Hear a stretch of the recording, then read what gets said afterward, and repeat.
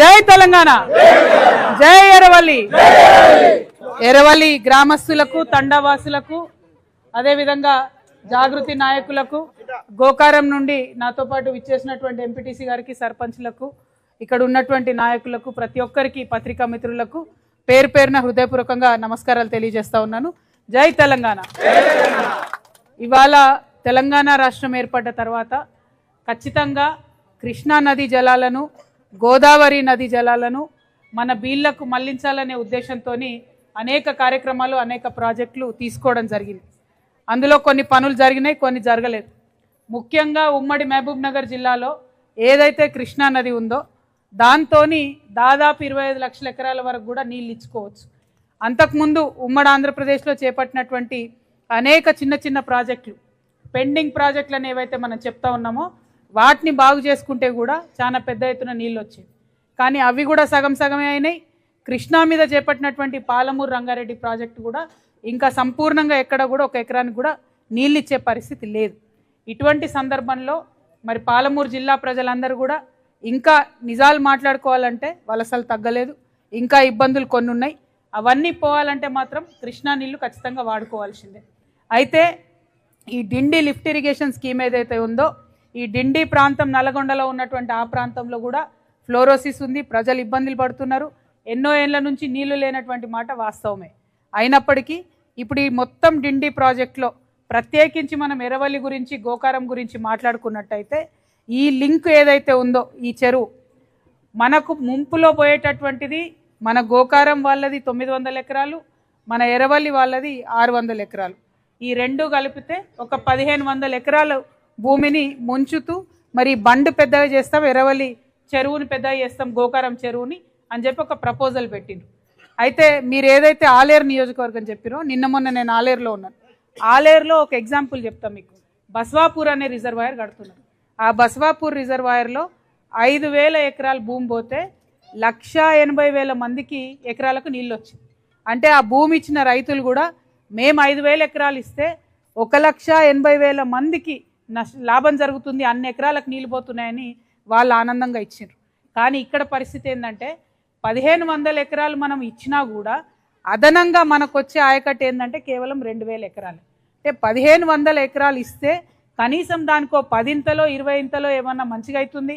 మనం ఒక్కరని నష్టపోతే ఇంకొక 20,000 మంది బాగుపడుతున్నారంటే ఎవరమైనా ఒప్పుకుంటాం. కానీ ఇక్కడ పరిస్థితి అట్లా లేదు. ఇక్కడ భూమి పోయినా, ఈ తండా పోయినా, ఎరవల్లి తండా పోయినా కూడా వచ్చేటటువంటి లాభం కేవలం పాక్షికంగా ఉంది, నామమాత్రంగానే ఉన్నది. ఇక్కడ ఇందాక తమ్ముడు మాట్లాడుతూ చెప్పిండు, ఏదైతే గోకారం చెరువు ఉందో ఆ చెరువు ఆల్రెడీ 800 ఎకరాల చెరువు.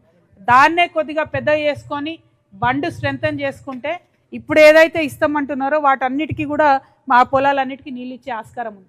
అది ఉందని పదే 8 ఏళ్ల నుంచి మొత్తుకుంటున్నా, అప్పుడు బీఆర్ఎస్ అయినా ఇప్పుడు కాంగ్రెస్ అయినా కూడా చెవిటోడి మీద శంఖ ముందిరేటే మన పరిస్థితి అవుతుంది తప్పితే ఎప్పుడు కూడా విన్నటువంటి దాఖలాలు లేవు. కాబట్టి మీరు తీసుకున్నటువంటి నిర్ణయం అత్యంత ప్రజాస్వామ్యబద్ధంగా, నాకు నిన్న తమ్ముడు గణేష్ చెప్తుండే, అక్క వాళ్ళు పాపం ఎలక్షన్లు బాయ్కాట్ చేసి, నేను ఆశ్చర్యపోయినా. నిజంగానే ఎవరు ఓట్లేదా, అసలు ఎలక్షనే పెట్టలేదా అంటే ఎలక్షన్ బాయ్కాట్ చేసిన. కానీ ఎంత దారుణం అంటే ఎలక్షన్ బాయ్కాట్ చేస్తే కనీసం ఎమ్మెల్యే గారో, ప్రభుత్వమో, ఎలక్షన్ కమిషన్ ఆఫీసర్లో ఎవ్వరు కూడా ఊరికొచ్చి పలకరించలేదంటే ఎంత అన్యాయం ఇది. అంటే ఒక ఓటు మనకు ఉంది అని అంటే నేను ఒక మనిషి కింద లెక్క ఈ దేశంలో. మరి ఇంతమంది ఓట్లు ఉన్నారు, ఇంతమంది ఎలక్షన్ బాయ్కాట్ చేసినా కూడా ఎలక్షన్ కమిషన్ వచ్చి చూడలేదంటే మరి ఎర్రవల్లోళ్ళు మనుషులు కాదా అని నేను అడుగుతా ఉన్నా. మన ఓట్లు కావా అని నేను అడుగుతా ఉన్నా. మరి ఈ ప్రజాస్వామ్యంలో ఓటుకు విలువ లేదంటే ఇక దేనికి విలువ ఉంది అని నేను అడుగుతా ఉన్నా. మరి ఈ విషయం మాత్రం చాలా సీరియస్గా తీసుకుంటా. నేను ఈ విషయం ఇక్కడితో వదిలిపెట్టను. Election commission, state election commission officer రాలేదంటేనే అది చాలా అన్యాయం. సెంట్రల్ ఎలక్షన్ కమిషన్ వరకు కూడా ఈ విషయం తీసుకుపోవాలి. ఎందుకంటే మీరు ఏమన్నారమ్మా, ధర్నా చేసిర్రా, ఎవరైనా డిస్టర్బ్ చేసిర్రా, ఎవరి ఇంటి మీద కన్నా పోయినరా, ఏం చేయలే. మీ హక్కుగా మేము ఓటేయమని చెప్పన్నారు. ఇంతకన్నా అందంగా నిరసన ఎట్లా చెప్తారో ఈ ప్రజాస్వామ్యంలో నిజంగా పాలకులు కూడా చెప్పాల్సినటువంటి అవసరం ఉన్నది. అది చేయలేదు, అది మొదట అవమానం. రెండవది, మీరు 27 రోజుల నుంచి ఇక్కడ ధర్నా చేస్తున్నా కనీసం ఏ నాయకులు, అది ఏ ప్రతిపక్షం అన్నా కావచ్చు, ఎవరన్నా కావచ్చు, వచ్చి చూడకపోవడం ఇంకా అన్యాయం. నేను ఇదే వేదిక నుండి, ఎర్రవల్లి వేదిక నుండి కలెక్టర్ గారిని డిమాండ్ చేస్తూ ఉన్నా.